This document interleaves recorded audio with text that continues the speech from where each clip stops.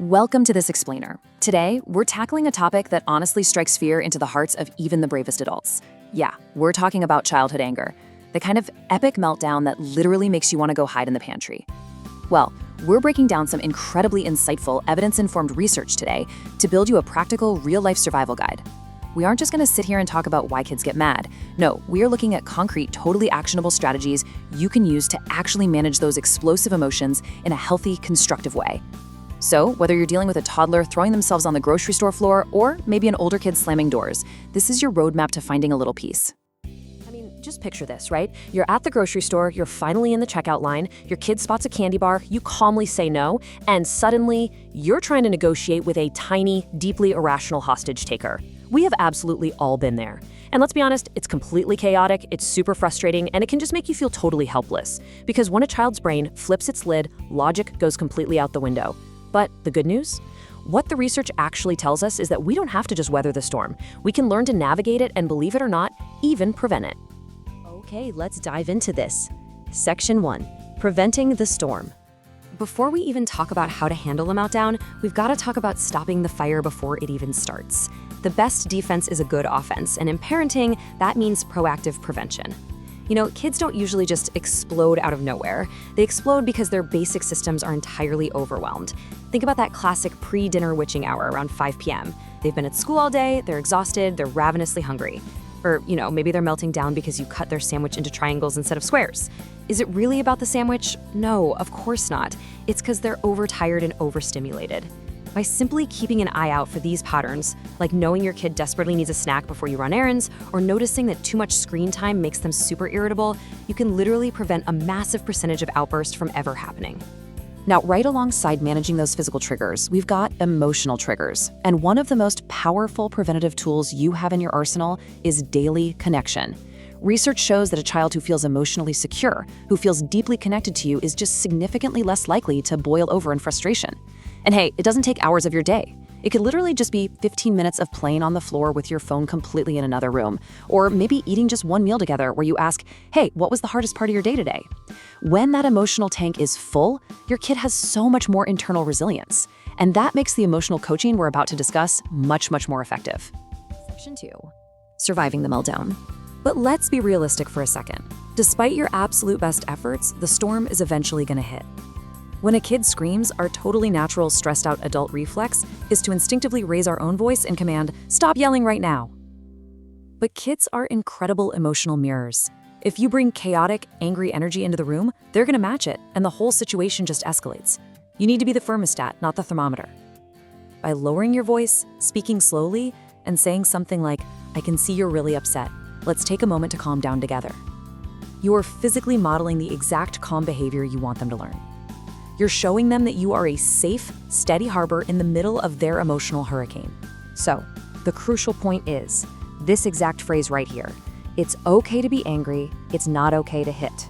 I want you to really let that sink in for a second, maybe even memorize it for your next crisis. You see, you're validating the feeling, but you are setting a firm, non-negotiable boundary on the behavior. You're teaching them that all feelings are perfectly acceptable, but harmful actions are absolutely not. This simple, punchy phrase gives a child permission to feel, all while maintaining the safety of the environment. Section 3. The Calm Down Toolbox. Once we've established that boundary and kept ourselves calm, we have to actively help the child return to a state of calm. And the very first tool in your box is curiosity. Asking this incredibly simple question, "Can you tell me what happened?" It completely shifts your role. You suddenly stop being the angry disciplinarian and you become a detective. You're inviting them to step out of that raging reptile brain of theirs and actually engage their logic. It forces you both to look past the bad behavior, like throwing a toy, to figure out what the real problem actually is. And this brilliantly illustrates why that detective work is so vital. You see, anger is almost never just anger, it's an iceberg. Anger is just the tiny part sticking out of the water that we can actually see. But what's lurking underneath the surface? It might be fear because they heard a loud noise. It could be embarrassment because they spilled their juice in front of a sibling. It's sadness, or maybe just feeling completely misunderstood. Or, just being super hungry or tired. When you realize that the anger is just a defensive mask for a much more vulnerable feeling, it completely changes how you respond. You stop fighting the anger and you start comforting the fear or the sadness. But to help them communicate that iceberg to us, we have to actually give them the words. Young kids fundamentally lack emotional vocabulary. If they don't have the words to say, "I'm disappointed," well, they're going to use their fists or their teeth to show you instead. Teaching them exact phrases like, "I feel angry," "I am frustrated," or "I'm disappointed" gives them a healthy outlet. When a kid can finally say, "I feel left out," instead of just pushing their little brother over, you have just won a massive developmental victory. The better they can identify the emotion, the easier it is to manage. Alongside giving them the words, we have to give them a literal toolbox of physical ways to regulate their nervous systems. Things like taking a slow, deep breath, or maybe having a cool drink of water to literally swallow that lump in their throat, or even aggressively coloring on a piece of paper. You can have them count slowly to 10, hug a favorite stuffed animal, or put on some calming music. But listen, here is the absolute most important rule about this toolbox. You must practice these skills with your kids while they are perfectly happy and calm. You absolutely cannot teach a child how to take deep breaths while they are actively screaming on the living room floor. Practice when things are good so that muscle memory just kicks right in when things get hard. Section 4. Learning from the aftermath. Eventually, the deep breaths do work. The storm passes, the tears dry, the dust finally settles. Now, this is your post-game debrief. Once the child is totally calm, you sit down and you walk through these 3 steps together. First, what made you angry? Here, we're finding the trigger. Second, what could you do differently next time? We're brainstorming better choices. And third, what solution would help right now?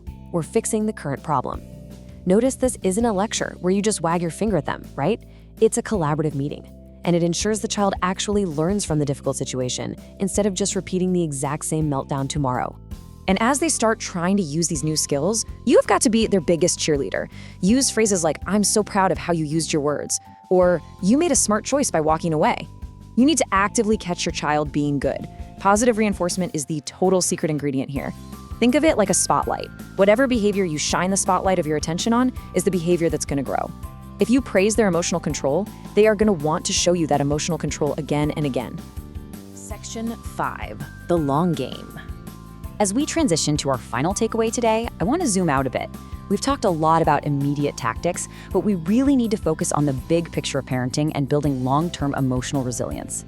If you're a stressed out parent watching this right now, please take a deep breath yourself and just be patient. Managing anger is not a switch you can just flip.